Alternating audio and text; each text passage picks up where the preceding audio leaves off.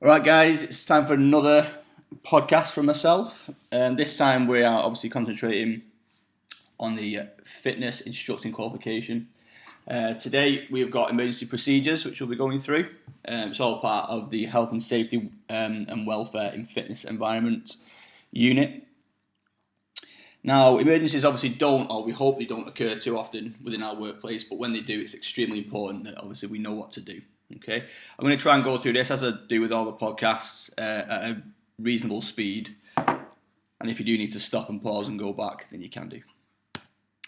All right, so from today's lesson, our podcast, you should be able to identify the types of emergencies that may occur in a fitness environment. You should be able to describe the roles that different staff and external services play during an emergency. You should be able to explain the importance of following emergency procedures calmly and correctly. And you should also be able to describe how to maintain the safety of people involved in a typical emergency, including children, older people, and people with disabilities. Now you've got a task straight away here. Again, obviously pause this because I will be going past it in a second. And the task is make a list of all the different types of emergency that may occur in the fitness environment. Describe the roles of staff and emergency services in different types of emergencies. Okay, so just take a pause there, just put down in bullet points and try and answer that task. Okay, so emergencies in a fitness environment. Some examples are accidents or injuries to members. These could include obviously muscle strains or dropping a weight on a body part, or someone leaving free weights out in the gym and the people fall over them. Could have medical illnesses such as heart attack, stroke, diabetes, asthma attack. That's why it's really important obviously to do your pro formas before any sort of exercise, guys. Alongside those, you can also have fires or chemical spillages, or even in some cases, especially if you work in a big chain, you could have unidentified packages, which could be obviously potentially bombs. Now you've got internal roles of different members of staff within your organisation. Obviously there's a table there. Let's go through a few of them. You've got the managers and directors. They have overall responsibility for health and safety in the workplace. They're in charge of implementing specific policies and procedures. And also they appoint the appropriate staff to manage key roles and duties, such as your duty first aider, who obviously provide emergency first aid. They should be the person that gets contacted first alongside emergency services, and then they can carry out their role of administering first aid. They must call the emergency services if required. Obviously, if someone stubbed a toe, it doesn't require the emergency services, but if someone's had a suspected heart attack or a serious injury, then obviously the emergency service needs to be contacted as soon as possible. And then all accidents, a really important part, all accidents need to be, and incidents obviously need to be recorded in the accident and incident report books. So there's a record there. If anybody wants to investigate what happened, you've got a clear account of what happened during the situation.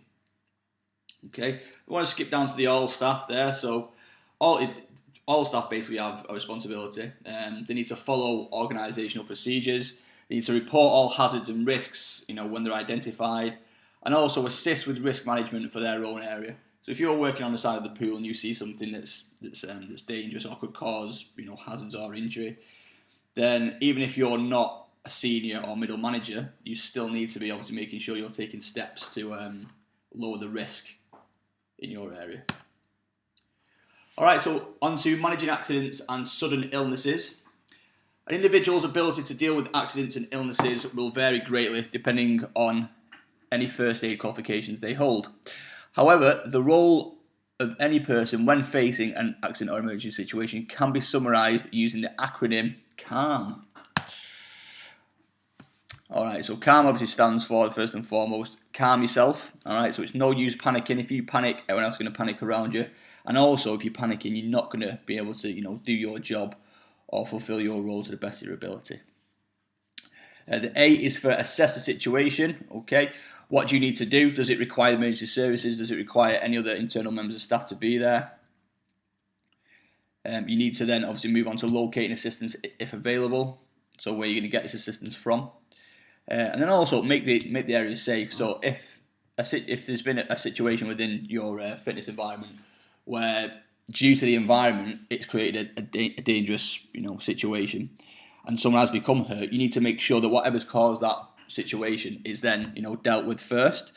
So let's say, for example, if it's fallen roof tiles, you need to make sure that no more are coming down. If they are, you need to try and move the person that is injured, unless they have obviously suspected back or neck injury. But again, it's self-explanatory. You need to make the area safe.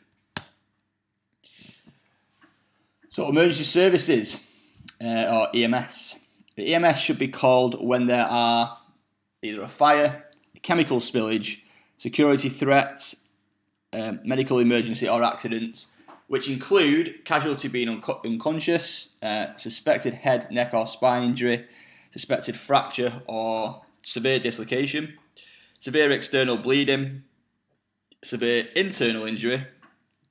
That could be such as a serious concussion, maybe if you think someone's got broken ribs, punctured lung, anything like that. Serious medical problems such as heart attack, asthma attack or diabetic emergency. Or if you just feel unable to handle the situation yourself or the casualty's condition is worsening. Okay. If in doubt, ring emergency services. Okay. You don't want to be thinking in hindsight, I should have rang emergency services. Get them involved. If they're not needed, again, they can still guide you.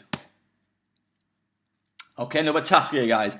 So for this thought storm, you need to say, why is it important to remain calm and follow procedures in an emergency situation? Just give it a pause. Just note down a few notes there.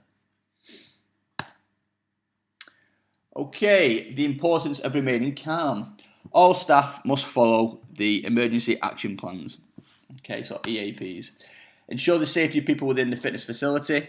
Avoid inflicting panic on others and prevent further harm. Obviously, if you're panicking people and they start to run and there's hazards in the way, they could cause more harm, could have more people injured, basically. Reduce employee liability if any harm befalls people within the facility. Okay, you don't want people suing you.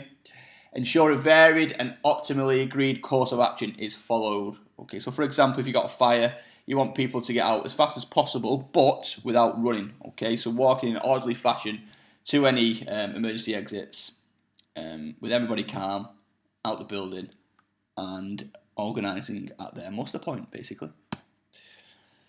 Another little task for you. How would you maintain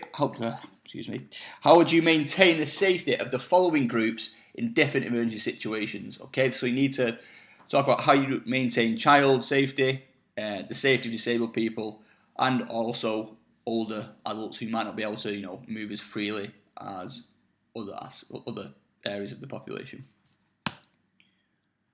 So we've got children in emergencies here. Okay, so children are likely to express their feelings in different ways to an adult during an emergency. Okay, I'm sure we can all understand that. It's advisable to explain what is happening. Okay, so make sure you explain fully and clearly why an evacuation is happening or why you're asking them to move away from a situation. Listen to what they say as well. They may have concerns, but also if you listen to them, you can calm them down as well. Okay, the last thing you want is kids who are frantic and panicking. That's not going to help the situation. To give direct and short and truthful answers. Okay, you don't want to be lying to the kids in an emergency situation. You want to tell them exactly what's going on, but keep it short. They're not going to take in a load of information. All right, just short and snappy and direct answers. Avoid trivializing their feelings. Okay, so obviously their feelings do matter. All right, don't say, "Oh, stop being daft. It'll be okay." Now you need to obviously comfort them if need be, and just don't trivialize their feelings. Okay, they are important. And also remain calm and positive. All right, so you don't want to be shouting at these children. You don't want to look flustered or panicking or telling them to run for their lives.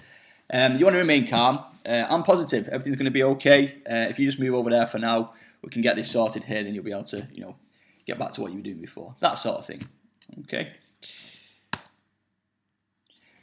Disabled people in emergency. Okay, so emergency scenarios will vary depending on the need of the disabled person. Be aware of any possible restrictions for designated evacuation routes. Lifts are normally prohibited during an evacuation. Guys, as you probably know, in any kind of evacuation, you don't want to use a lift, because if you're using a lift and the situation gets worse, then obviously you are trapped in that lift. Okay, so you need to make sure that there's procedures within the organisation that deals with, if someone's in a wheelchair, how do you get them down the stairs? Are there specific people that are nominated? And also you need to know the correct way of lifting. Or do you have any specialist equipment that might help them go down the stairs? So when using stairs, a helper should serve as a guide and allow a visually impaired or blind person to follow with a hand on their shoulder. Okay, again, I know it's daft, guys, but you need to make sure where you are touching obviously is appropriate. Obviously shoulder is fine. Wheelchair users may require extra aids and assistance to descend evacuation stairwells, as I just said. Sometimes you can get the wheelchair, the evacuation chair, which goes downstairs for people that are in wheelchairs, which can assist. And then obviously we've got the more elderly people who could find it harder to move. So older adults with limited movement capability may need the same guidance as given for disabled people. The extent of the limitations in the older adult member of a facility should be considered in relation to risk assessment and strategies for evacuation. What that means is, if you've got an elderly class, and you've got the option of either having the class in the studio that is upstairs or downstairs. Now, I know this may sound obvious to a lot of you, but obviously you'd have that downstairs because there's less risk.